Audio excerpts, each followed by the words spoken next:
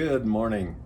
This is Craig here speaking to you from St. George Paramotor, and we're building our library of reference material for all flyers that allows them to segment different aspects of flying, and there are a lot of them, so we hope you enjoy them.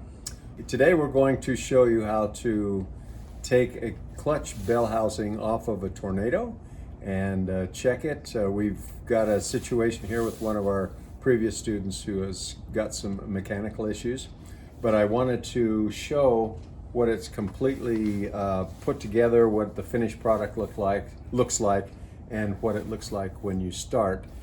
He's already done some of the things, and we'll bring you up to speed on that. But take a look here.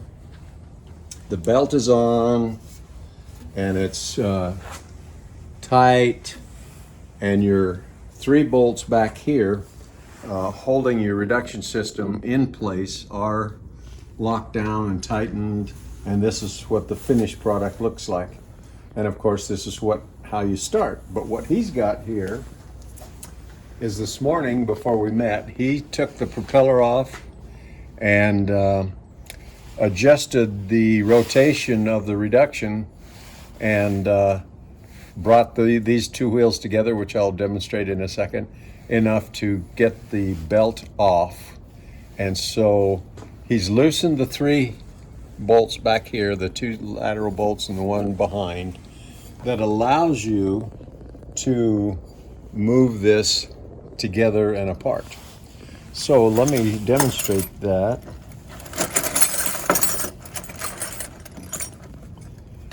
Kevin's got more muscles than I do. He did this by hand. Do you have a longer extension on that handle? I'm just questioning. No, you don't have to get it. No, I just have the same hex wrench. Same? Okay. And what I do, because most of the ones I've worked on are very difficult to move, I use an extension like this, which makes it very easy to do. Now, as you watch, you see that getting closer down. It goes down, which brings them together. It allows you to put that belt on and off properly, easily. Then, in order to do this work, let me get on this side. You need to raise that up so you can see the relationship between the two.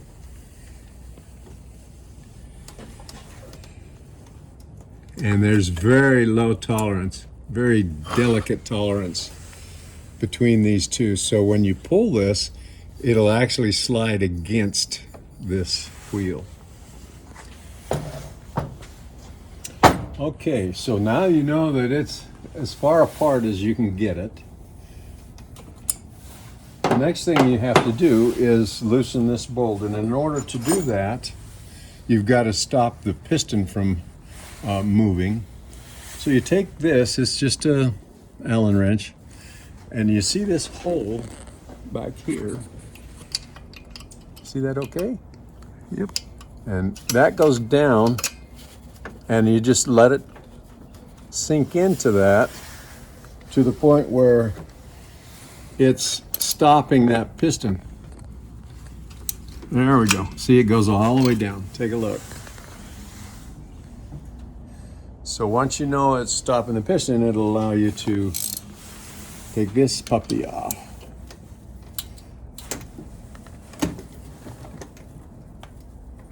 Yeah.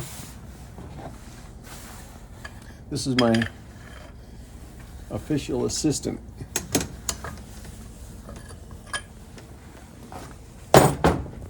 And we'll show you, but when you put this back together, you'll want a lot of Loctite on this nut. You don't want that, or the bolt, you don't want that coming loose.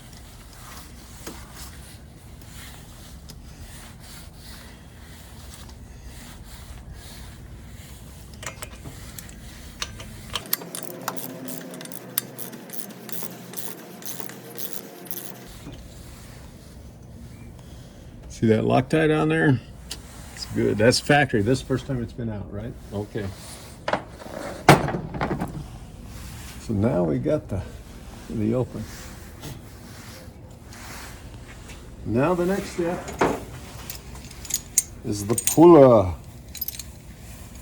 And I've got a an inexpensive triple arm puller, and you can see that I have modified the head because I didn't want to have to purchase a more expensive version of it. It's the one I had, and it works perfectly. It's very adequate, but I had to thin that lid, the top of it, in order to fit in that slot there. And I'll have to back that off in order to get in there properly.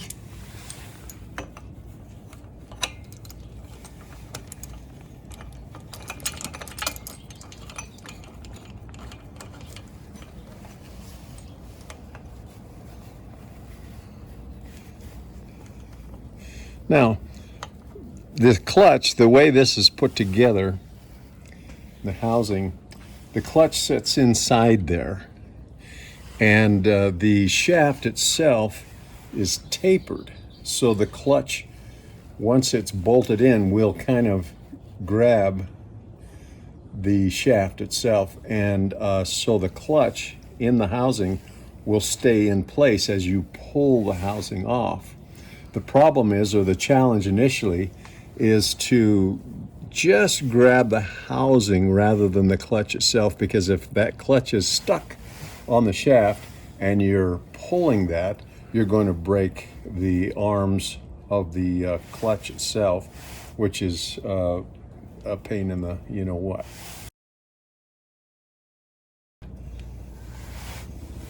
You can see just the tip of it there, and it's moving nicely. Nice. Sometimes, sometimes it'll Got come. really tight tolerances there. Okay, now the clutch is staying in place, which is good.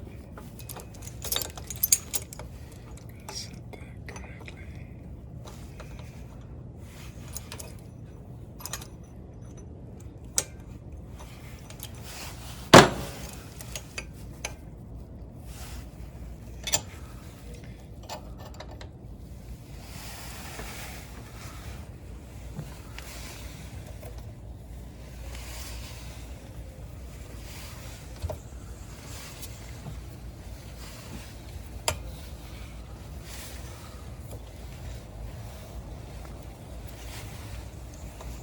Now, you'll see that the placement is real important on that thin head one, because it's got to stay in position to get enough force to slide that against the wheel.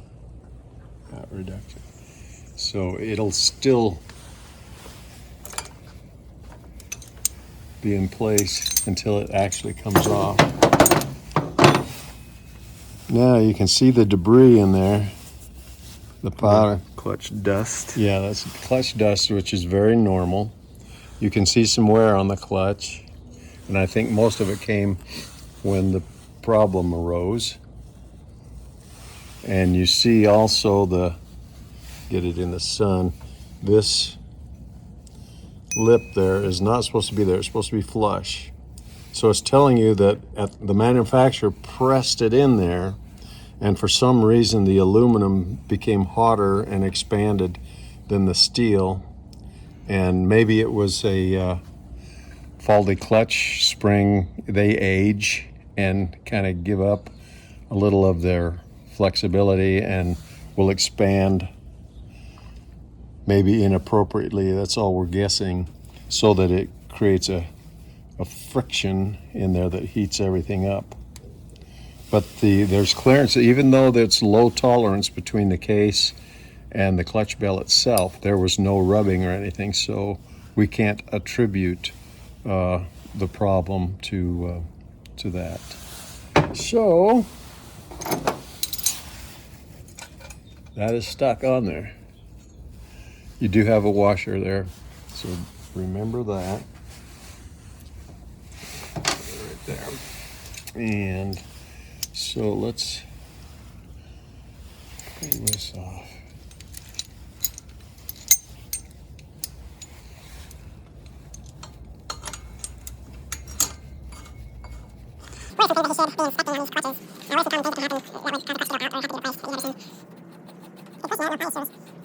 You would see, you know, sometimes the teeth, the clutch teeth can break, or the spring itself can break.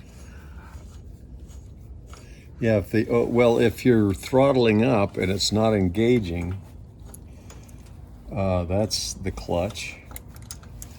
That dust, that kind of a reddish dust, is common. So don't be alarmed when you see that. Now to remove the clutch, it's gonna put some pressure on that. These are the arms that break, these little, if you do it wrong. So hopefully I'm not doing it wrong.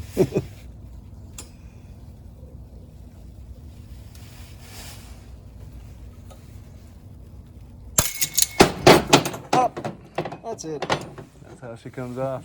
Sometimes they pop off like that too. You see the taper on the shaft, and there's the tapered hole, so you know what direction to put it on the new one, and it'll grab on there. Can I see that tapered side again on the clutch? Get the sun. Yeah. And so it's nearly impossible to put this on backwards. If you try it, it doesn't even go to Won't that. fit. Yeah.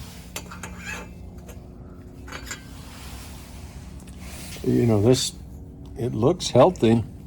I don't physically see anything other than the wearing.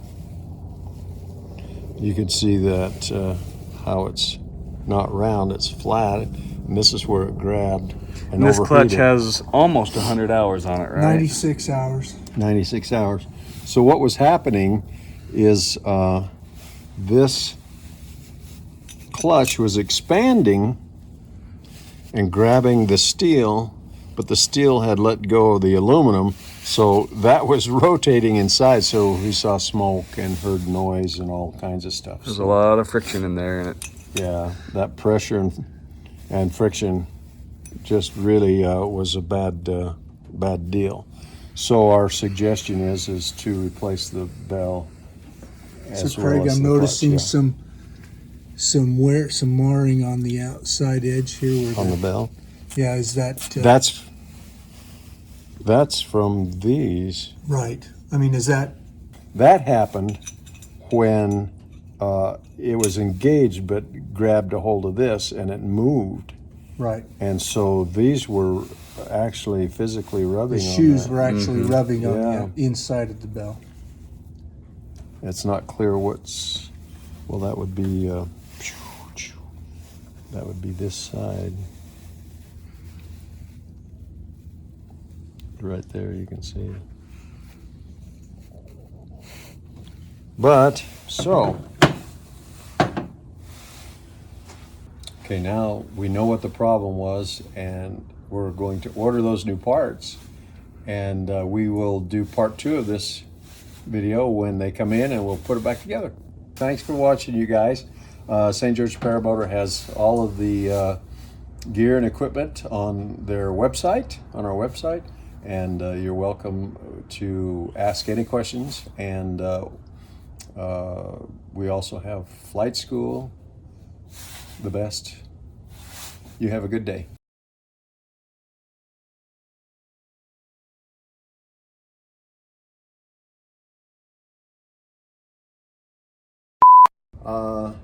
Today we're going to show how to repair a clutch on a Moster.